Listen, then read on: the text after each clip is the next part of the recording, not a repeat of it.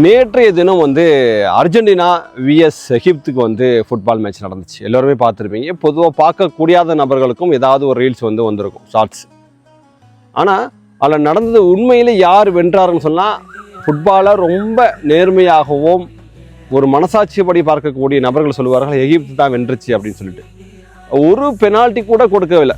எப்படி அவங்க வந்து முகமது சலாவை எத்தனை முறை நம்ம காலில் தட்டி விடுறாங்க. அப்போது இந்த ஃபீஃபாவுக்கும் அர்ஜென்டினா டீமு மெஸ்ஸிக்கும் அவங்க அர்ஜென்டினா டீமுக்கும் ஏதோ ஒரு லிங்க் இருக்கோங்கிற அளவுக்கு அவங்க வந்து நேற்று சப்போர்ட் பண்ணியிருக்காங்க. சரி, அப்போ விட்டுருங்க. இப்போ இது இல்லாமல் இப்போ அர்ஜென்டினா டீம் வந்து தொடர்ந்து அடுத்தடுத்த ஒரு அணிகளோட கட்டாயம் மோதுமா இல்லையா? அப்போது வந்து நீங்கள் தொடர்ந்து ஃபீஃபா பார்க்காதவங்கள யாராவது இருந்துச்சுன்னு சொன்னீங்கன்னா தயவுசெய்து திரும்ப அவங்க அர்ஜென்டினா விளையாடக்கூடிய மேட்ச்சை மட்டும் கொஞ்சம் உன்னிப்பாக கொஞ்சம் நோட் பண்ணி பாருங்கள். அந்த அளவுக்கு ரொம்ப சந்தேகம் வந்து நமக்கு வலுவாக வந்து எழும்புது. மெஸ்ஸியை பிடிக்காத நபர்கள் கிடையாது, மெஸ்ஸியை அதிகமான நபர்கள் வந்து விரும்புகிறாங்க. அவர் வந்து அவரோட ரசிகர்கள் அதிகமாக இருக்கிறாங்க.